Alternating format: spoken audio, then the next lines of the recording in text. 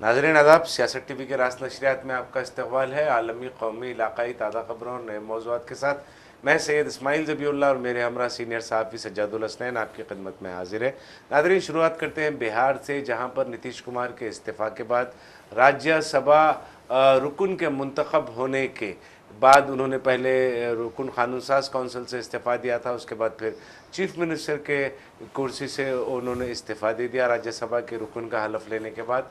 उसके बाद जो है सम्राट चौधरी के लिए बिहार चीफ मिनिस्टर दफ्तर के दरवाजे खुल गए थे।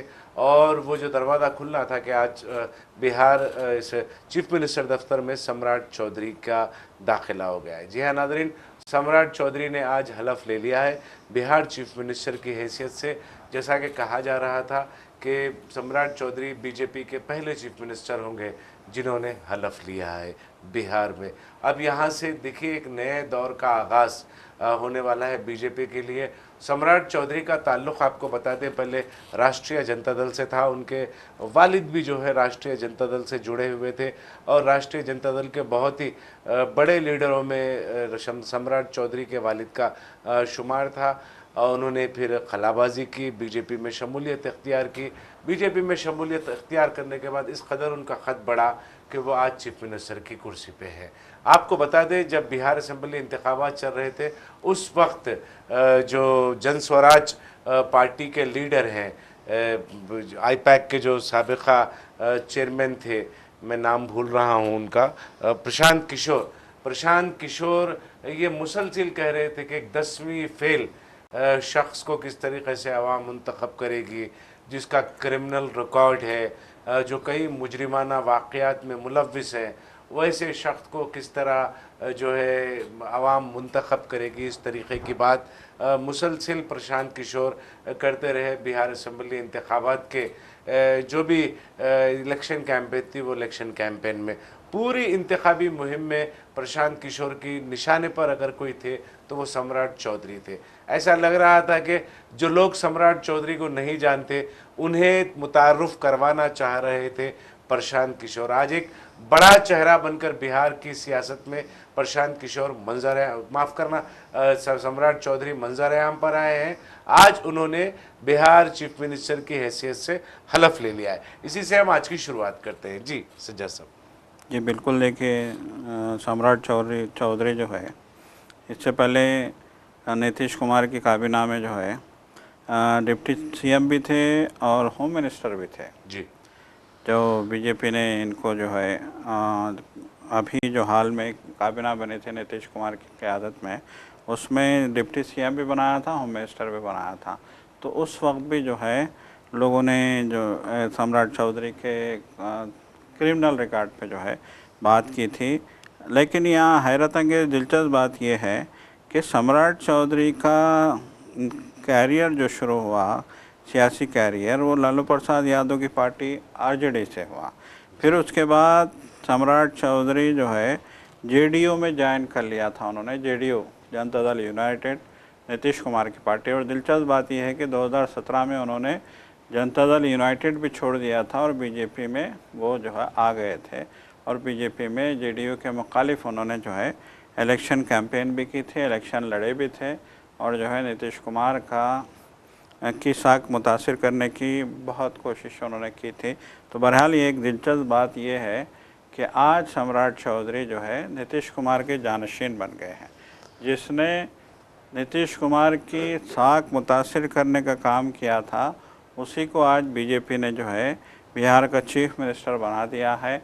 और दिलचस्प बात यह है कि पहली बार बीजेपी ने आरएसएस और बीजेपी के पस मंज़र वाले किसी शख्स को चीफ मिनिस्टर नहीं बनाया है, बल्कि उन्होंने एक ऐसे शख्स को चीफ मिनिस्टर बनाया है जिसका आरएसएस या बीजेपी की आइडियालॉजी से कोई ताल्लुक़ नहीं है। जैसे कि आमतौर पर बीजेपी का ये मंसूबा रहा है या ये वतीरा रहा है या ये नज़रिया रहा है कि जो भी जो है अहम कलीदी मतलब ओहदों पे बैठेगा तो उसका बेसिकली आरएसएस का होना लाजमी होगा, इस तरह का उनका नज़रिया है। लेकिन पहली बार में बीजेपी ने जो है इस नज़रिए को बदला और सम्राट चौधरी को बिहार का चीफ मिनिस्टर बनाया। और देखिए, एक ये भी एक दिलचस्प बात है कि इलेक्शन से पहले दूर दूर तक कहीं कोई इस तरह का शायबा भी नहीं था कि सम्राट चौधरी जो है बिहार के चीफ मिनिस्टर बनेंगे।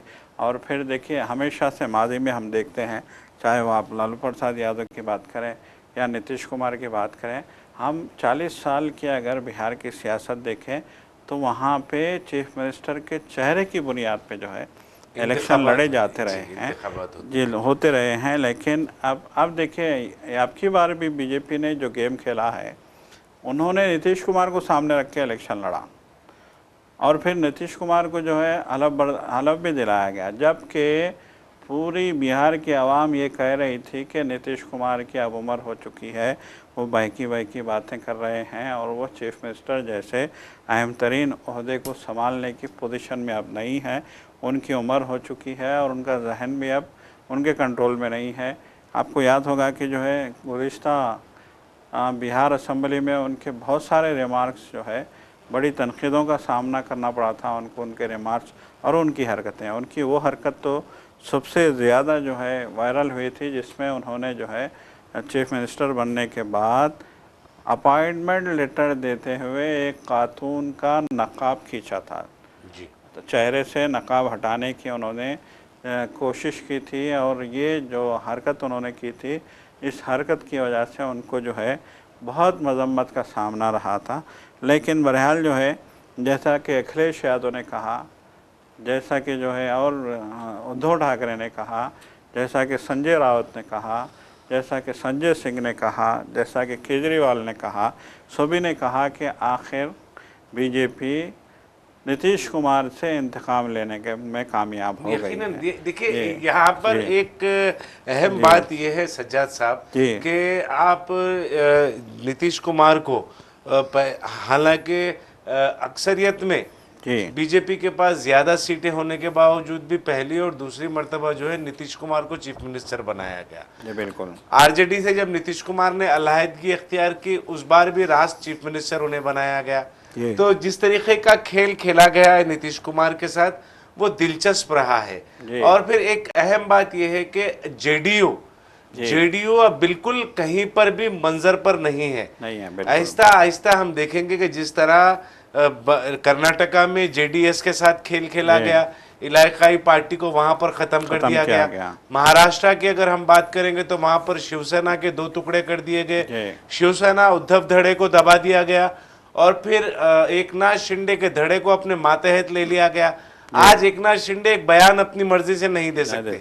आप देखिए, अब उद्धव ठाकरे फिर भी आजाद है, मगर सियासी ताकत उनके पास से हाथ से रेत जिस तरह फिसल जाती है, उस तरीके से उनके पास से सियासी ताकत फिसल गई।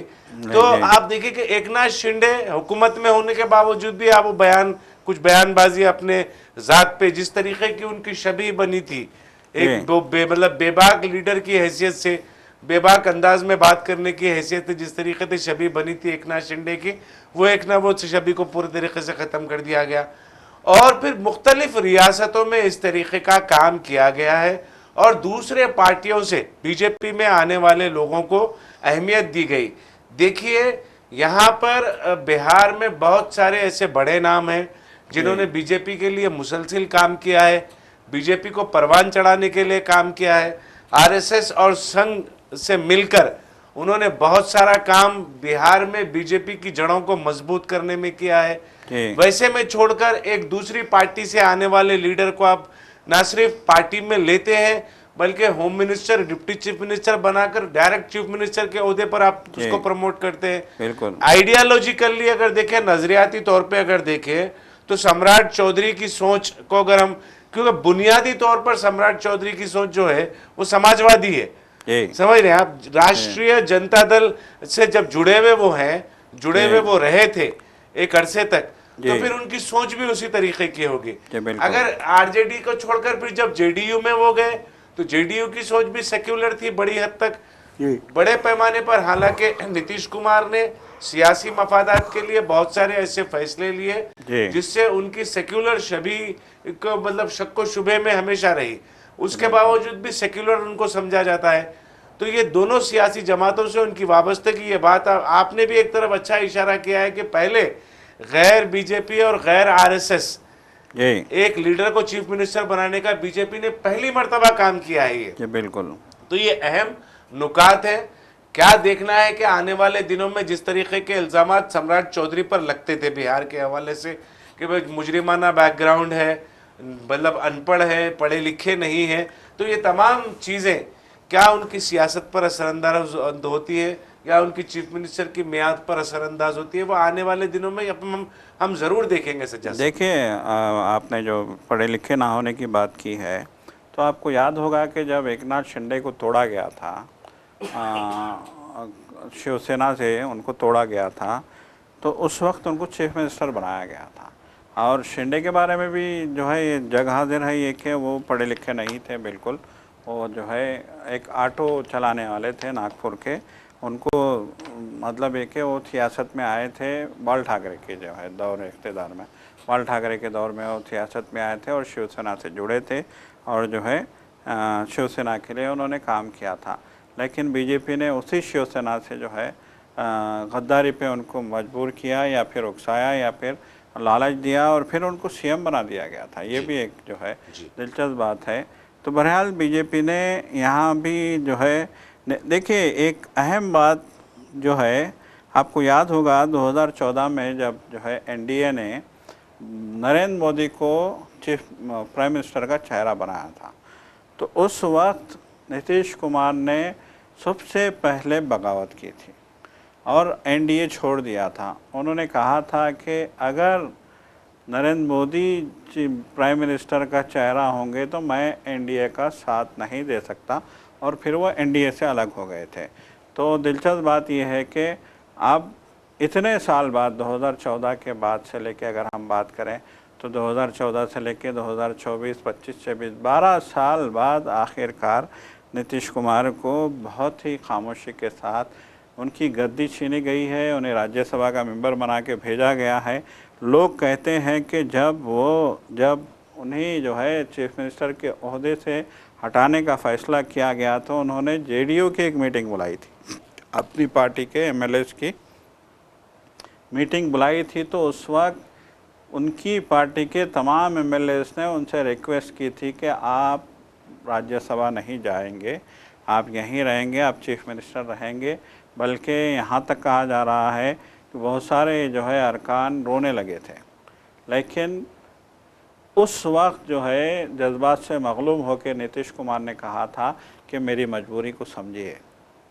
तो क्या आखिर मजबूरी थी वो खैर ये एक अलग कहानी है। इस पे जो है बहुत ही मतलब है कि आखिर ऐसी क्या मजबूरी थी कि नीतीश कुमार को चीफ मिनिस्टर की गद्दी छोड़ के जो है और राज्यसभा का देखिए हो सकता है कि बहुत बड़ा ऑफ़र दिया हो बीजेपी ने उनको, हो सकता है उनको सदर बनाने का जो है ऑफ़र दिया गया हो मुस्तक़बिल करीब में, मुर्मू का पीरियड ख़त्म होने के बाद हो सकता है उनको सदर जमहूरिया बना दिया जाए।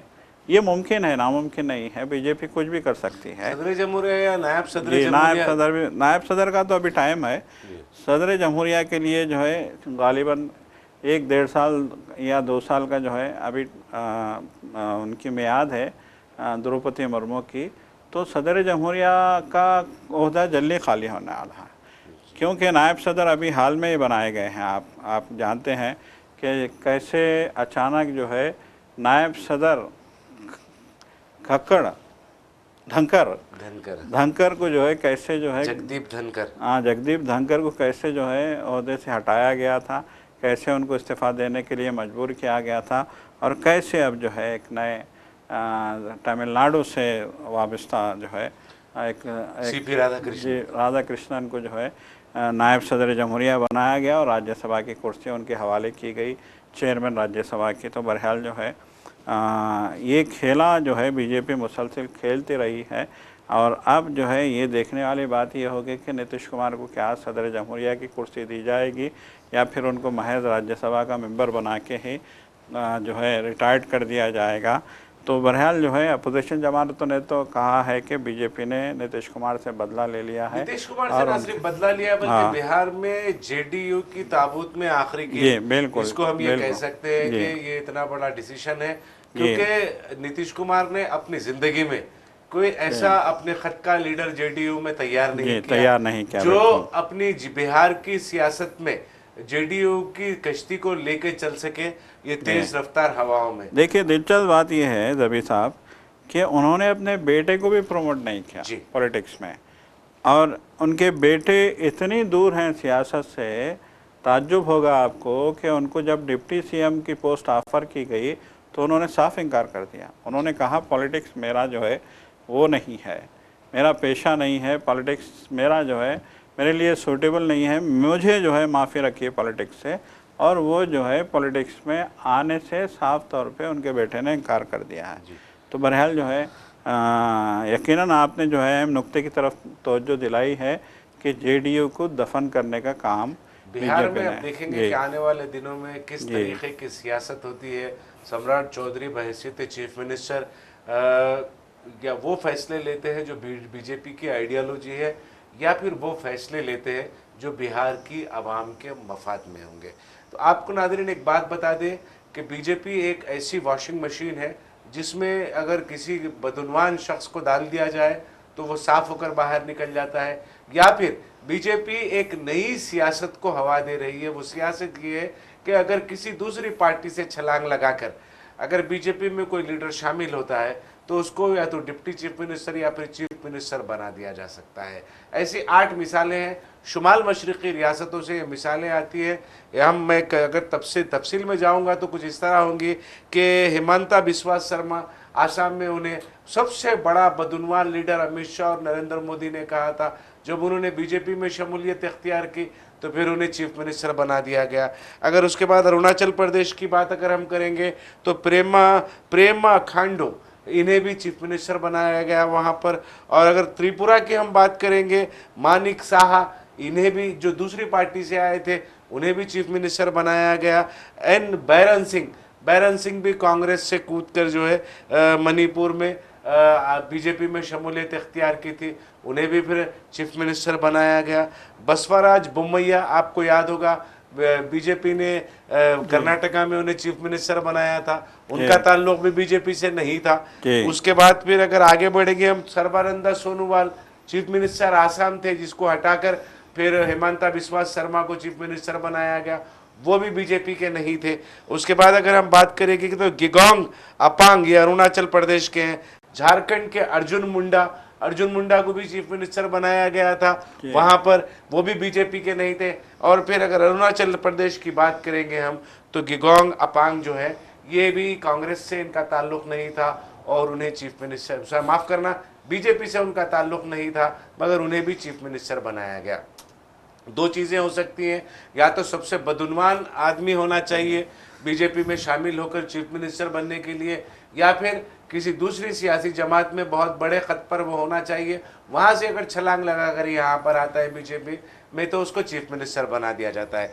बिहार की सियासत को अगर हम देखें तो बिहार में बहुत सारे कायदीन, बीजेपी के कायदीन थे, उन्होंने अपना सब कुछ वहाँ पर निछावर किया, बीजेपी के लिए बहुत काम किया, बीजेपी को प्रमोट किया, बीजेपी को उठाकर जो है वो ऊंचाई पर पहुंचाने का काम किया। अब जो संजय सारंगू हैं, वहाँ के जो बीजेपी के सदर हैं बिहार के, और फिर उससे पहले दिलीप कुमार जायसवाल थे, वो भी, उन्होंने भी बहुत ज़्यादा काम किया था। तो बहुत सारे नाम बीजेपी के निकलकर सामने आते हैं जिन्होंने बिहार में काम किया, सबको नज़रअंदाज करते हुए रियासत में अपनी सियासत को बरकरार रखने, रियासत की बागडोर अपने हाथ में रखने के लिए बीजेपी ने ये फैसला लिया है। जिस तरह से सज्जाद साहब ने ये भी कहा, मैंने भी कहा था कि एक गैर आरएसएस, जिसकी आइडियोलॉजी आरएसएस से मिलती हुई नहीं है, उसको चीफ मिनिस्टर बनाया गया है। जी सज्जाद जी बिल्कुल, देखिए यकीनन बिहार की सियासत को एक नया जो है एक नई करवट देने की कोशिश की गई है। और जैसा कि जो है बिहार में और भी बहुत सारे लोग थे दावेदार चीफ मिनिस्ट्री के, ख़ास तौर पे बीजेपी और आरएसएस के बैकग्राउंड से ताल्लुक़ रखने वाले, लेकिन उनको बीजेपी ने इग्नोर कर दिया, नज़रअंदाज कर दिया। हो सकता है बीजेपी की अपनी सियासत हो सकता है उसका अपना एजेंडा हो। बहरहाल जो है बीजेपी में एक बात तो है तंजीमी लेवल पे कि कोई भी लीडर, चाहे वो किसी भी रियासत से ताल्लुक़ हो, वो मोदी और अमित शाह के ख़िलाफ़ नहीं जा सकता। उनका फ़ैसला हरफ आखिर होता है और किसी भी पार्टी के लीडर की हिम्मत नहीं होती कि वो मोदी अमित शाह की मुखालिफत करे या मोदी अमित शाह के ख़िलाफ़ किसी किस्म की जो है तनकीद करे। ऐसा अभी तक देखने में नहीं आया, ख़ास तौर पे बीजेपी में। और देखिए बड़े बड़े लीडर तक, जैसे कि जो है राजनाथ सिंह है, जैसे कि नितिन गडकरी हैं, जैसे कि जो है अब एल के अडवाणी तो किस्सा पारीना हो चुके हैं, लेकिन बड़े बड़े लीडर, एल के अडवाणी भी जब बीजेपी 2014 में इक़्तिदार में आई थी तो एल के अडवाणी भी एमपी थे, लेकिन उनकी भी हिम्मत नहीं हुई थी मोदी अमित शाह के ख़िलाफ़ किसी किस्म की बगावत करने की। तो ये एक बहुत बड़ी अमित शाह और मोदी ने एक पार्टी में ताकत बना के रखी हुई है और वो अपनी मर्ज़ी से फ़ैसले करते हैं और किसी की हिम्मत नहीं होती इन फैसलों के ख़िलाफ़ जाने की। अब देखने वाली बात यह है, देखिए ये कहा तो ये जा रहा है कि बीजेपी में अब बेचैनी फैलने लगी है। अब लोगों को अमित शाह और मोदी की जोड़ी जो है अब पहले की तरह नहीं भा रही है, लोगों को खटकने लगी है।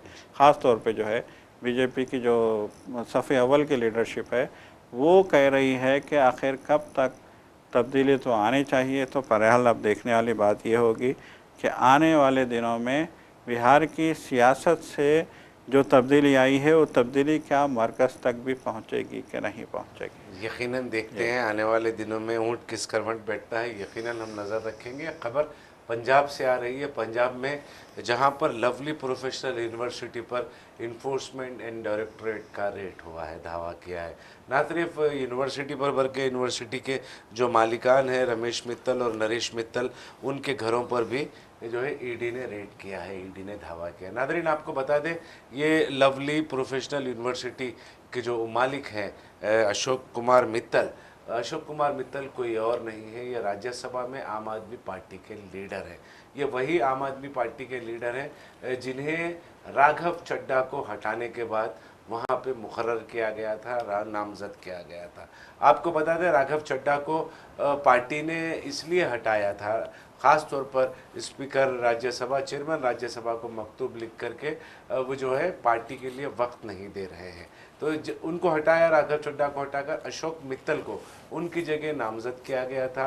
और अशोक मित्तल जो है राज्यसभा में, अशोक कुमार मित्तल राज्यसभा में आम आदमी पार्टी की नुमाइंदगी कर रहे हैं और लीडर हैं आम आदमी पार्टी के। उनकी यूनिवर्सिटी पर लवली प्रोफेशनल यूनिवर्सिटी पर इन्फोर्समेंट डायरेक्टरेट के धावे हुए हैं। तो एक ये धावे की जो टाइमिंग है सज्जाद साहब, इसको जो अमित शाह की इस्तेलाह में टर्म में क्रोनोलॉजी को अगर हम समझने की अगर कोशिश करेंगे तो क्या राघव चड्ढा के खिलाफ आम आदमी पार्टी की जानिब से की गई कार्रवाई का तो ये असर नहीं है। तो जिस तरीके के इल्ज़ामात आम आदमी पार्टी ने राघव चड्ढा पर लगा रहे थे कि खामोशी के साथ ये बीजेपी की मदद कर रहे हैं, तो क्या वो इल्ज़ामात इस कार्रवाई से दुरुस्त होते तो नहीं दिखाई दे रहे हैं। ऐसे बहुत सारे सवालात जो है जहन में ज़रूर उठते हैं, मगर हक़ाइक़ कुछ और होते हैं, ख़दशात कुछ और होते हैं। ख़दशात की बुनियाद पर क़तई फ़ैसला हम नहीं कर सकते।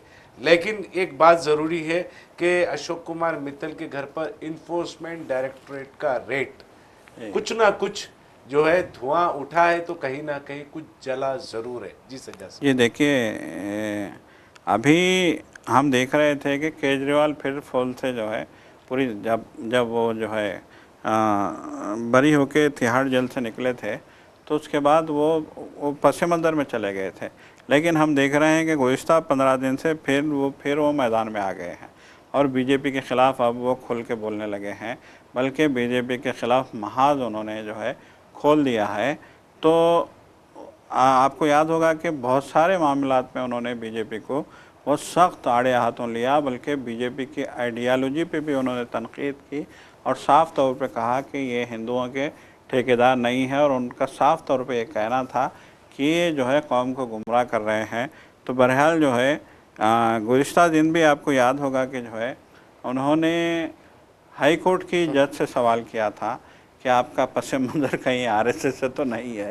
ये नहीं, बाज़ाब्ता उन्होंने ये कहा था। सुप्रीम कोर्ट के, माफ़ करना, हाई कोर्ट की जज से बहस हो रही थी शराब स्कैम के मामले में, तो उन्होंने बाज़ाब्ता ये कहा था कि आपका ताल्लुक़ आरएसएस से जुड़ी एक तंजीम से है, उसके प्रोग्रामों में आप 4 मरतबा गई हैं, इस तरीके की उन्होंने बात कही थी, तो आपसे इंसाफ की तवक्कुआत मुझे बहुत कम है, क्योंकि मैं आइडियोलॉजी के खिलाफ हूँ। इस तरीके की बेबाकी के साथ किसी जज के सामने बात करना एक बड़ा जिगरे की ज़रूरत होती है। बिल्कुल, देखिए यकीनन ये जो हुआ है ये होने के बाद इस बात से इनकार नहीं किया जा सकता कि ये सारी चीज़ों की जो है जवाबी कार्रवाई हो सकती है इस बात से। मतलब एक ये राज्यसभा के लीडर बन गए हैं आप आम आदमी पार्टी के, इनके ताल्लुक से ये भी कहा जाता है कि बहुत बड़े फंड रेजर हैं आम आदमी पार्टी के। इससे पहले सत्येंद्र जैन भी फंड रेजर थे, पार्टी को फंड फराहम करते थे, उनको भी जो है तिहाड़ जेल में बंद कर दिया गया था। तो बहरहाल जो है ये इंतकामी कार्रवाई है, इस बात से इनकार नहीं किया जा सकता। यकीनन इसको हम इंतखाबी कार्रवाई ही कहेंगे। ईडी का धावा ऐसे हालात में होना जब शिव कुमार मित्तल को राज्यसभा में नामजद किया गया है, लीडर आम आदमी पार्टी बनाकर उन्हें मुकर्रर किया गया राघव चड्ढा को हटाने के बाद, और फिर उनकी यूनिवर्सिटी पर धावे होना और उनके घरों पर, उनके भाई के घर पर इन्फोर्समेंट डायरेक्टर का धावा यकीनन इस बात की खदशात में इजाफा कर देता है कि ये जो है बदले की कार्रवाई है। तो नाज़रीन, अब वक्त हो चला है सियासत टीवी के दीगर प्रोग्रामों से आप जुड़े रहें। हमारा ये प्रोग्राम आपको कैसा लगा आप ज़रूर अपनी राय कमेंट बॉक्स में अरसाल करें, और सियासत टीवी की सारी टीम को अब दे इजाज़त। खुदा हाफिज़। खुदा हाफिज़।